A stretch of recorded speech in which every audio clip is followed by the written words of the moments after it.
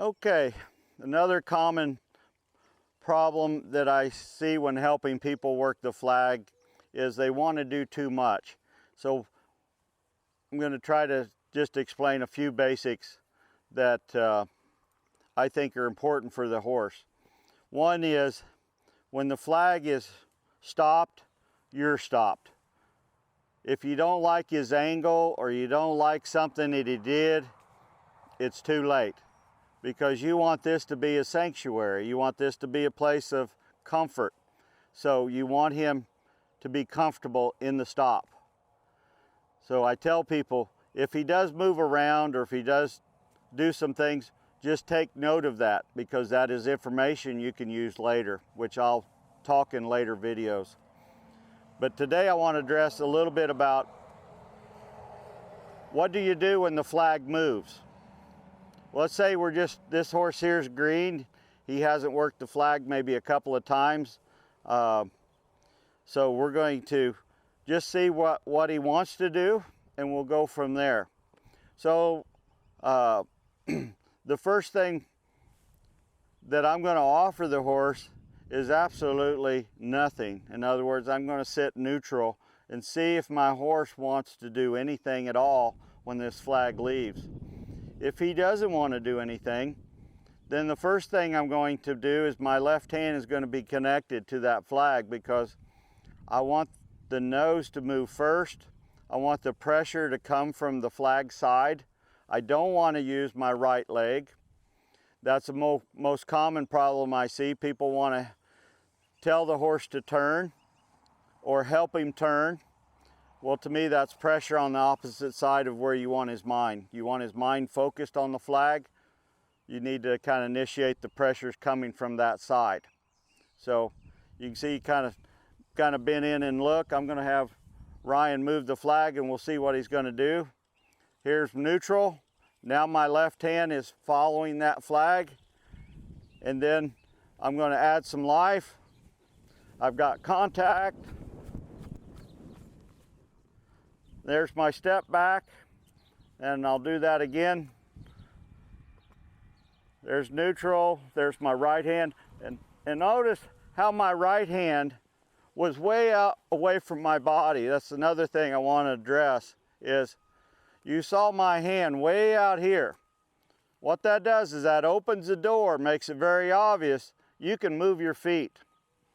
Where a lot of people want to keep their hands in here close, well, keeping your hands in close make it harder for the horse to move his feet.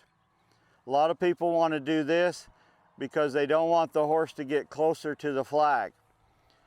I'm an opponent to, if you want to get closer, you go ahead, but there's pressure up there, and the horse will learn that there's pressure up there, and he will work on this parallel line because he wants to, not because he's told to.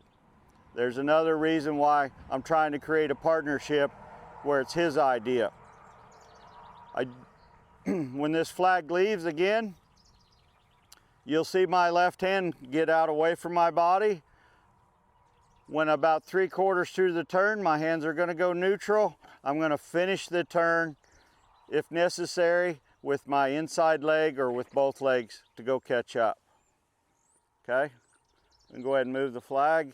Neutral, left hand is following. Right leg comes in, both legs come in. Be ready to sit, set. One step back. Right hand is following. Notice right here, I'm not doing anything. Now he's wanting to get closer. My left leg comes in. You've seen him change his angle and he didn't get upset. I think that's important, being able to use your legs. And it means more than just go faster.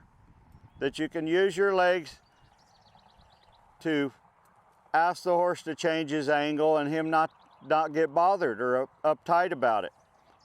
You don't want your horse afraid of your spur or your legs, so you're working on how you present things to the horse.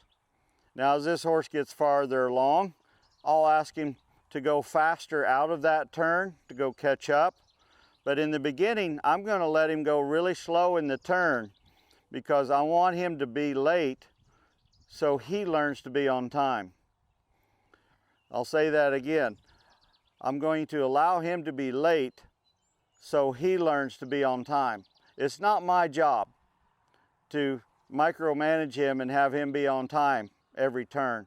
That's his job, and he's very capable of it. So I'm going to allow him, go ahead. I'm going to allow him to be slow right here. 3/4 through, I'm going to add some life and say, now we got to go catch up. Okay, same thing here, slow in the turn, no leg. Now the leg comes in, the life comes up. And he started to drift away from the flag a little bit, and so my left hand was out here just to kind of keep him kind of connected to that flag a little bit. On older horses, more trained horses, I might allow them to expose themselves a little bit in their idea that maybe he wanted to get away. This horse here hasn't had enough education to understand all the ins and outs of working the flag, so I'm here to support him in a lot of ways, where later on I'm going to say, well, if that's really what you want to do, we're going to let you work at it. So, but my idea is always going to be the easiest for the horse. So that's going to keep him in a good frame of mind. You can see that my angle is kind of angled into that horse or into the flag. That's another thing I'll address in a later video. The angle will tell you a lot, give you a lot of information. So that's it on getting the horse started in the turn. Thank you.